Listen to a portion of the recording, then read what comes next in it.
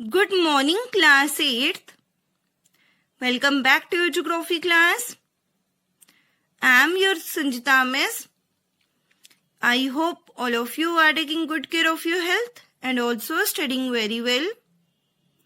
So students, this is your second lecture video of Geography, Chapter 7, Industries of Jammu Kashmir and Ladakh. So students, as you all know, in our previous lecture video, we discussed a general introduction of the chapter. Also students, we discussed about the handloom industry. So students, I hope the content in the previous video is clear to all of you. So students, in today's lecture video, we shall discuss our next two topics, that is handicrafts and carpet making industry. So students, firstly we will discuss about handicrafts. So students, handicrafts mean handmade products.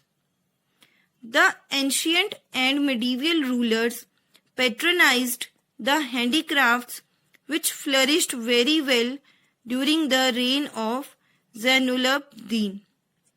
तो बच्चों क्या कह रहे हैं कि जो ancient और medieval rulers थे उन्होंने पेट्रोनाइज किया यानी कि प्रमोट किया हैंडीक्राफ्ट्स को यानी कि हैंडमेड प्रोडक्ट्स को, जो कि फिर बहुत ही अच्छे से फ्लरिश हुए यानी कि ग्रो हुए, डेवलप हुए ज़ैनुलब्दीन के रूल के टाइम पर.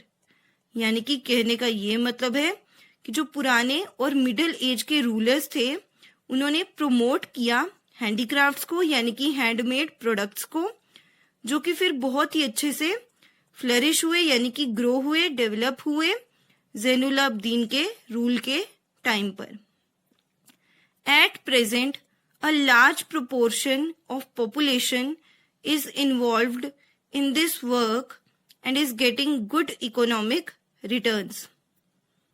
सो स्टूडेंट्स, क्या कह रहे हैं कि आज के समय में एक लार्ज प्रोपोर्शन यानी कि एक लार्ज परसेंटेज यानी कि एक बड़ी परसेंटेज जो है वो पॉपुलेशन की वो इन्वॉल्व है इस काम में और उसे अच्छे इकोनॉमिक रिटर्न्स जो है वो मिल रहे हैं. यानी कि कहने का ये मतलब है कि आज के समय में एक बड़ी परसेंटेज जो है पॉपुलेशन की वो इन्वॉल्व है इस काम में यानी कि हैंडीक्राफ्ट्स के काम में, और उसे अच्छा प्रॉफिट यानी कि अच्छा इकोनॉमिक रिटर्न जो है वो मिल रहा है. The Kashmiri handicraft includes the making of कालीन्स, paper mache, embroidery, metal ware, wicker work, leather and wood carving. तो बच्चों क्या कह रहे हैं कि जो कश्मीरी हैंडीक्राफ्ट है यानी कि जो कश्मीरी हैंडमेड प्रोडक्ट्स हैं उसमें क्या क्या इंक्लूड होता है, क्या क्या आता है. मेकिंग ऑफ कालीन्स, कालीन्स बनाना, देन पेपर मशे, एम्ब्रॉयडरी कढ़ाई करना, metal ware, wicker work, leather और wood carving. The finished products are exported all over the world.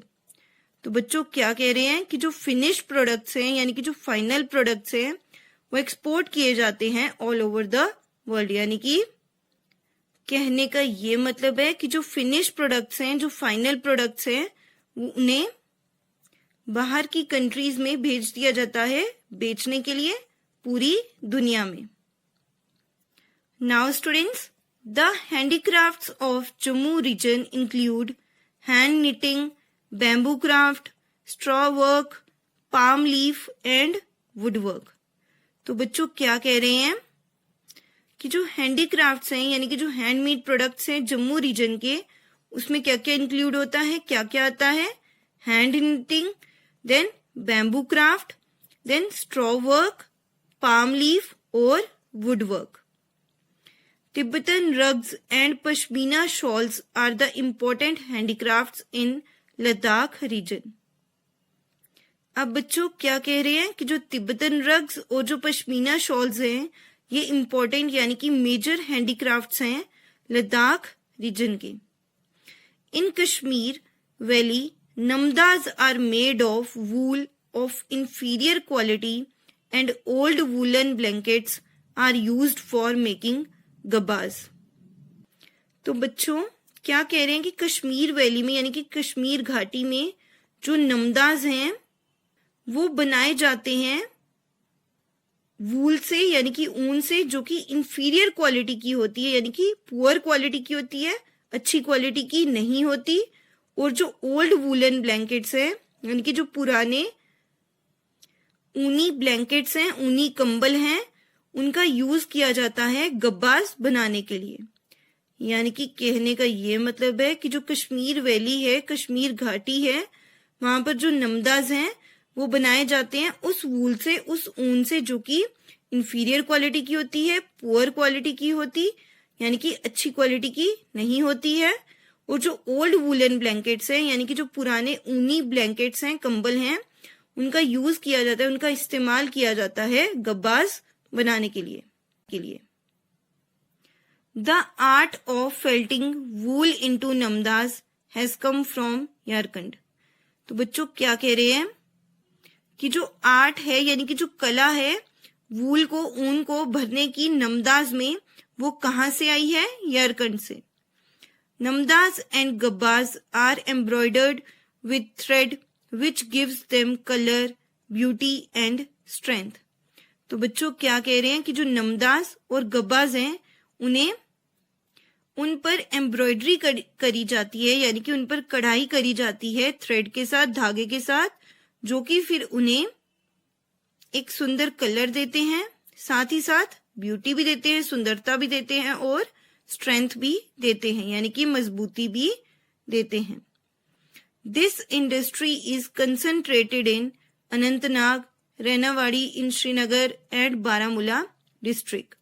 तो बच्चों क्या कह रहे हैं कि ये जो इंडस्ट्री है ये कहाँ पर कॉन्सेंट्रेटेड है, कहाँ पर पाई जाती है? अनंतनाग में, रैनावाड़ी श्रीनगर में और बारामूला डिस्ट्रिक्ट में। नाउ स्टूडेंट्स, आपकी बुक में यहाँ पर एक पिक्चर जो है वो शेयर की गई है कारपेट की यानी कि कालीन की। तो इस तरह का कालीन हो सकता है आपके घर में भी हो, आपने देखा हो। तो कितने सुंदर होते हैं वो कालीन। तो इस पिक्चर में यही बताया गया है कालीन को। Now students, next we will discuss about carpet making industry. अब बच्चों हम कारपेट मेकिंग इंडस्ट्री के बारे में डिस्कस करेंगे। The art of carpet weaving to Kashmiris is the gift of central Asia through कारवान्स।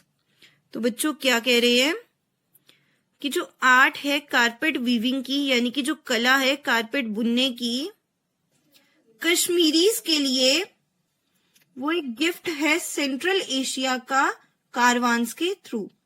यानी कि कहने का ये मतलब है कि जो आर्ट है, कला है कारपेट वीविंग की, कारपेट बुनने की कश्मीरियों को, वो एक गिफ्ट है सेंट्रल एशिया का कारवां के through. The products are highly prized all over the world with an excellent demand, especially in Middle East and Europe, where most of the produce are exported. तो बच्चों क्या कह रहे हैं कि जो प्रोडक्ट्स हैं यानी कि जो सामान हैं वो हाईली प्राइज्ड हैं ऑल ओवर द वर्ल्ड यानी कि पूरी दुनिया में, और साथ ही साथ इनकी एक ह्यूज डिमांड है यानी कि एक एक्सीलेंट डिमांड है, स्पेशली यानी कि पर्टिकुलरली मिडल ईस्ट और यूरोप में, जहां पर जो ज्यादातर जो प्रोड्यूस है यानी कि जो ज्यादातर प्रोडक्ट है वो एक्सपोर्ट किया जाता है यानी कि बेच दिया जाता है। The workers of this industry are found in almost all districts of Kashmir, whereas the maximum units of carpet making are concentrated in and around the Srinagar city. तो बच्चों क्या कह रहे हैं कि जो वर्कर्स हैं इस इंडस्ट्री के वो पाए जाते हैं लगभग सभी डिस्ट्रिक्ट्स में कश्मीर की, जबकि जो मैक्सिमम यूनिट्स हैं कारपेट मेकिंग की वो कॉन्सेंट्रेटेड है यानी कि वो पाई जाती हैं श्रीनगर सिटी में और उसके आसपास। यानी कि कहने का ये मतलब है कि जो वर्कर्स हैं, जो कारीगर हैं इस इंडस्ट्री के, वो पाए जाते हैं लगभग सभी डिस्ट्रिक्ट्स में कश्मीर की, जबकि जो मैक्सिमम यूनिट्स हैं, जो ज्यादा से ज्यादा यूनिट्स हैं कारपेट मेकिंग की, वो कॉन्सेंट्रेटेड हैं, वो पाई जाती हैं श्रीनगर सिटी में और उसके आसपास। सो स्टूडेंट्स, आज के लेक्चर वीडियो में हमने ज्योग्राफी का जो चैप्टर 7 है, industries of Jammu Kashmir and Ladakh, इसके जो नेक्स्ट 2 टॉपिक्स हैं, हैंडीक्राफ्ट्स और कारपेट मेकिंग इंडस्ट्री, इसके बारे में डिटेल में डिस्कस करा। सो स्टूडेंट्स, आई होप आज के लेक्चर वीडियो में आपको जो भी पढ़ाया गया है वो आपको अच्छे से समझ आ गया हो। फिर भी अगर किसी बच्चे को कुछ डाउट हो, कुछ समझ नहीं आया हो, तो बच्चों जब आपकी चैट ओपन करी जाएगी तब आप अपने डाउट्स वहां पर पूछ सकते हैं। Thank you students, have a nice day.